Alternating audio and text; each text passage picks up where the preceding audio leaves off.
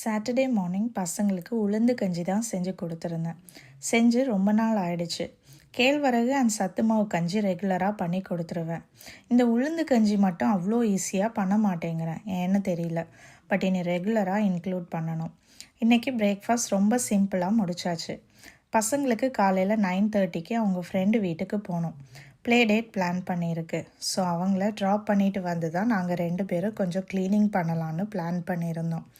கடைசியாக எப்போ ஹூவர் பண்ணனே ஞாபகம் இல்லை.